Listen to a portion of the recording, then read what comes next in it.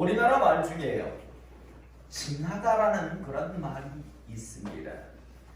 예전에는 주로 전라도 방언으로 징그럽다라는 의미 뜻으로 사용이 되었지만요, 이제는 이 징하다라는 그런 말은 우리나라 표준어 사전에 등재가 되어서 사전적 의미로는 어떤 사람이나 사물이 끈질기다라는 뜻으로 사용되는 표준어입니다.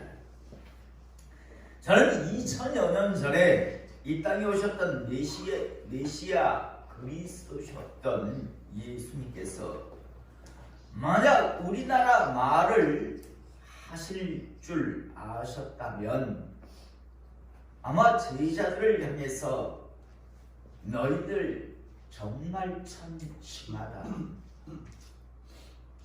정말 심하다라는 그런 말씀을 자주 하시지 아니하셨을까라는 그런 생각을 하곤 합니다. 왜냐하면요, 오늘 우리가 읽은 본문 말씀의 상황과 배경이 어느 때인가 하면 지금 제자들은 주님과 함께 3년을 동행하였습니다. 이제 불과 며칠 뒤면 예수님께서는 자신이 말씀하신 대로 대제사장들과 장로들과 서기관들에 의해 이제 십자가의 고난을 당하시기 불과 며칠 전 그런 상황이었습니다. 즉 메시아 그리스도로 오신 예수님의 사역은 이제 막바지 종착역을 얼마 남겨두지 않은 그런 상황 시간이었습니다. 주님은 지금까지 제자들에게요, 자신이 메시아 그리스도 되심에 대한 여러 가지 증거들을 수없이 많이 보여주셨습니다. 어떨 때는 이적, 기사, 표적을 통해서, 어떨 때는 말씀을 통해서 끊임없이 내가 너희들이 기다리고 기다리던 메시아 그리스도라는 그런 확실한 그런 증거들을 제자들에게 보여주셨습니다. 우리가 잘 알다시피요, 오병이어, 다시 말해서 떡 5개와 물고기 2마리로요, 남자만 5,000명, 약 벳세다 광야에서 약 2만 명의 사람들을요, 떡 5개와 물고기 2마리로 배불리 먹이고 12바구니를 남기셨습니다. 또 떡 7개와 물고기 2마리로요, 4,000명, 남자의 수만 4,000명을 먹이고요, 또 12광주리를 주님께서 7광주리를 남기셨습니다. 이것만 하신 게 아니라요, 죽은 야이로의 딸을 살리셨고, 죽은 나사로를 살리셨고, 나인성 과부의 아들을요 살리셨습니다. 그리고 불과 조금 며칠 전에는요, 예수님께서 예루살렘으로 올라오시는 도중에 여리고성을 지날 때는요, 바디메오라고 하는 나면서 소경이었던 사람의 눈을 뜨게 하셨습니다. 그 외에도 나병, 안전뱅이, 중풍병자, 각양의 병자를요 주님께서는 모두 치유하여 주셨습니다. 제자들은 그 현장에 모두들 있었습니다. 오병이어의 현장에 그들은 함께 있어서 함께 물고기와 떡을 먹었고요, 칠병이어의 현장에도 그들은 있었고, 또 그들은 나사로를 살릴 때, 또 야이로의 딸을 살릴 때, 나인성 과부의 딸을 살릴 때, 그리고 바디메오의 눈을 뜨게 할 때 그들은 그 현장에 분명히 있었습니다. 각양의 병자를 고칠 때도 그들은 분명 예수님 옆에 있었던 사람들이었습니다. 얼마나 많은 하나님의 이적과 표적 기사를 그들이 보았는지 모릅니다. 여러분, 지금 예수님께서 하셨던 이 모든 죽은 자를 살리시고요, 가격의 병자를 고치시고 떡 5개에 물고기 2마리로요 5,000명을 먹이시고 떡 7개와 물고기 2마리로 4,000명을 먹이시는 이런 사역을 누구나 다 할 수 있는 그런 사역이었을까요?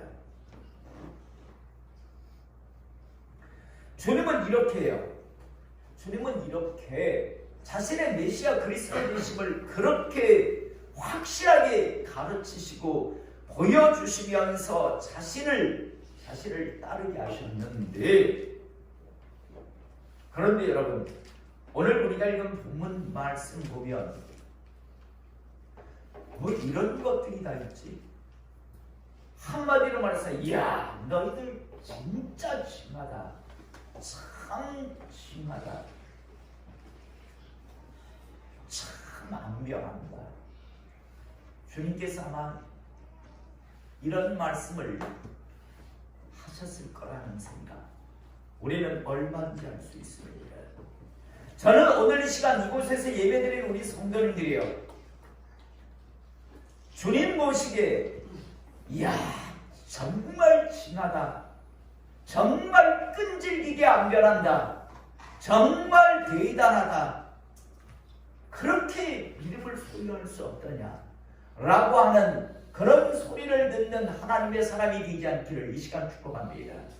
3년 동안을 그렇게 보여주셨는데, 그렇게 가르치셨는데 그 현장에 그들은 있었음에도 불구하고 오늘 우리가 읽은 본문 말씀 보면 뭐 이런 것들이 다 있지. 야, 뭐 이렇게 징하고 징할 수가 있나라는 생각을 우리는 하게 됩니다. 저는 여기 있는 우리 성도님들 중에 저를 포함해서 우리 모두가 이런 주님으로부터 생각이 들게 하는 그런 사람이 되지 않기를 다시 한번 축복합니다. 오늘 이제 마태복음 21장 18절에서 22절의 말씀을 보면요, 18절에서부터 한번 읽어보면 이른 아침에 성으로 들어오실 때 시장하신지라.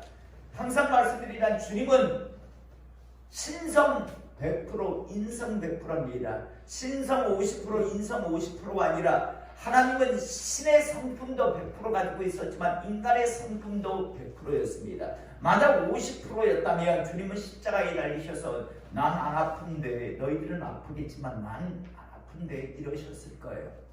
여러분, 예수님의 인성 100%라는 건 우리와 똑같이 십자가에 달리시면 동일한 고통을 당하셨단 말입니다. 오늘 우리가 읽은 본문 말씀에서 예수님도 드시지 아니하시면요 배가 고프셨습니다. 시장하셨습니다. 그래서 오늘 이제 이른 아침에 성으로 들어오실 때 시장하셨는데요, 19절에 보니까 길가에서 한 무화과 나무를 보시고 라고 말씀이 나옵니다. 여러분, 무화과라는 나무는요 수천 종인데 공통점이 하나 있습니다. 전 세계적으로요.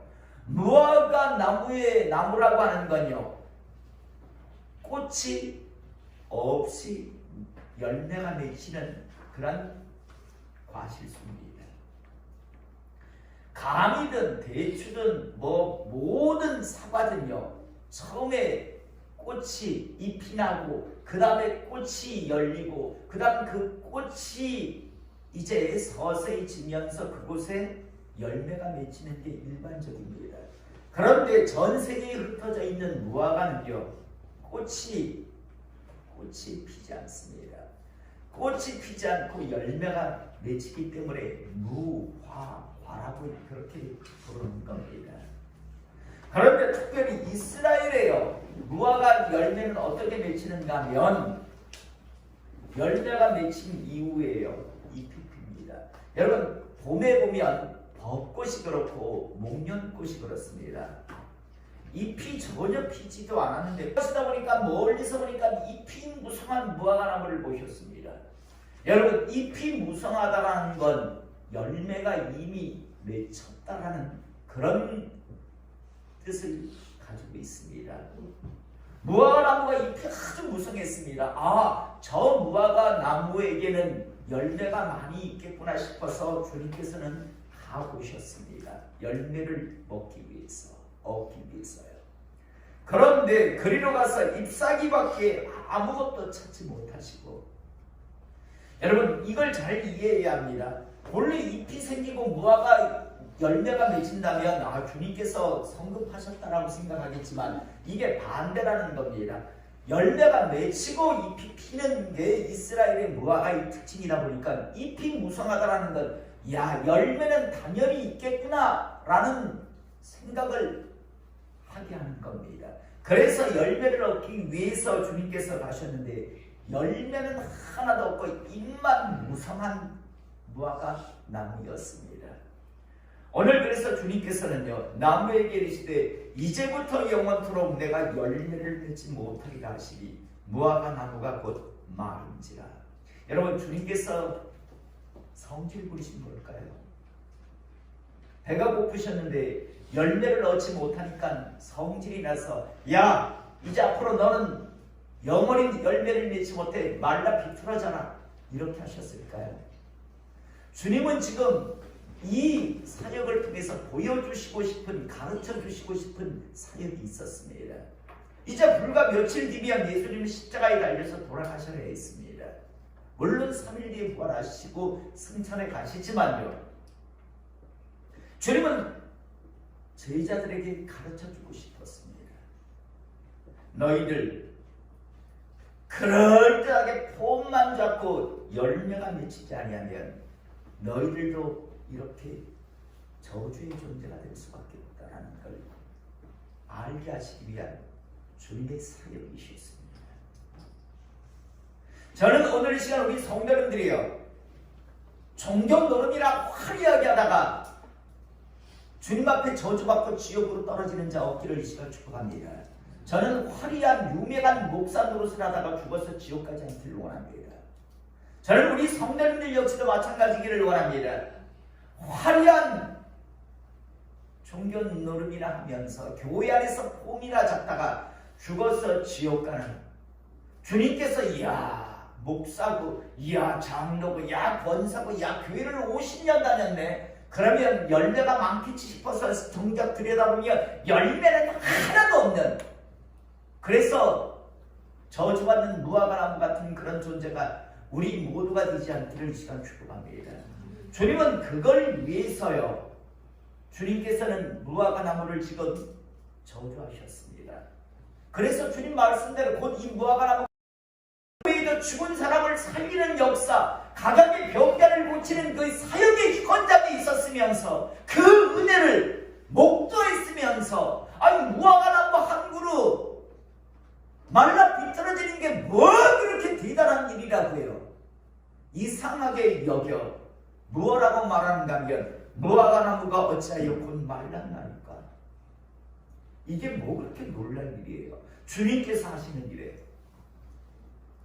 지금까지 예수님께서 제자들에게 보여주셨던 수없이 많은 그런 표적들, 이적들 중에 이건 정말 세 발의 피라고 해도 과언이 아닌, 주님께서 당연히 그러실 수 있는 분이지. 죽은 나사로를 살리시고 야이로의 딸을 살리시고 나인성 가후의 죽은 아들을 살리시는 분인데 물고기 2마리와 떡 5개로 약 2만 명의 사람을 먹이시는 주님께서 무화과나무 한 그루 말 기우는 것, 그건 일도 아니죠. 그런데 그게 뭐 이상하다고 이상하게 여겨 무화과나무가 어찌하여 말랐나이까 라고 지금 주님이 이 말을 들을 때 속으로 우리나라 말을 하셨다면 이것들 진짜 심하다, 참 대단들 하다, 이렇게 하시지 않으셨을까요? 여러분 21절의 말씀을 보시길 원합니다. 예수께서 대답하여 이르시되 내가 진실로 너에게 이르노니 만일 너희가 믿음이 있고 의심하지 아니하면, 믿음 이야기를 하고 계십니다.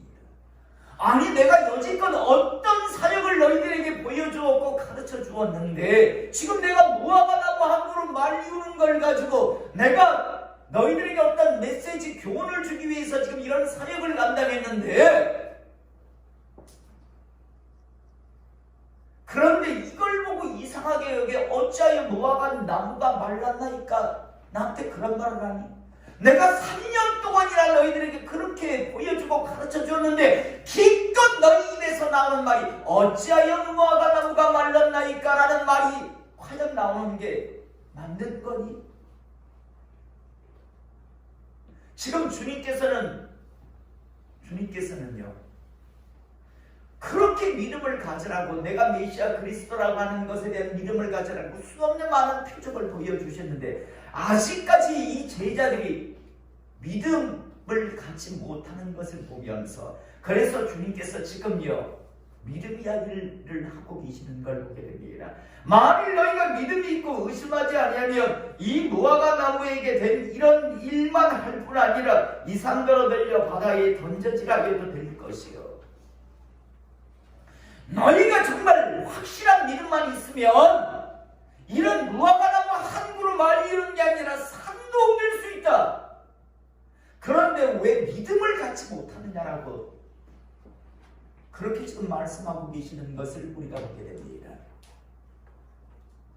여러분, 주님은 이런 일은 하시지만 이런 일은 못 하신다라고 하는 그런 생각을 하지 않기를 시간 축복합니다. 하나님 앞에서 기적이라는 단어는 없다라고 항상 말씀을 드립니다. 중요한 건 하나님께서 도우실 만한 하나님의 자녀고 백성이 맞는가가 중요한 거죠. 많은 사람들이 문제를 가지고 이건 되고 이건 안 되고 이건 해주실 수 있을까, 이건 못하실 거야, 지들이 분류를 하고 있습니다.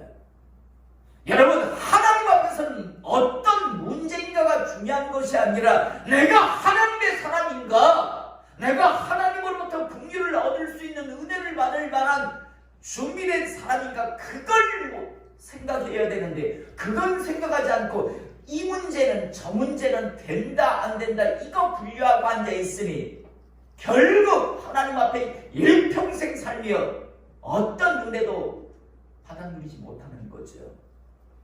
그 많은 은혜를 받았으면서 쥐들도 오병이어의 현장에서 함께 떡을 먹고 물고기를 먹었고 쥐들이 그 남은 것을 12바구니 7광주리를 쥐들이 거두었으면서 그랬으면서 지금 기껏 불과 며칠 안 남았는데, 그런데 무화과 나무가 어찌하여 말랐나이까? 아니, 산 하나도 통째로 말리우실 수 있는 하나님이지요.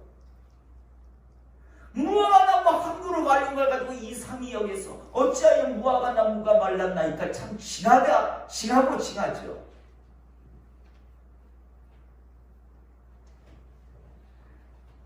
그러면서 너희가 기도할 때 무엇이든지 믿고 구하는 것은 다 받으리라 하시니라. 제발 좀 믿음을 가져라라고 그렇게 지금 말씀하고 계시는 겁니다.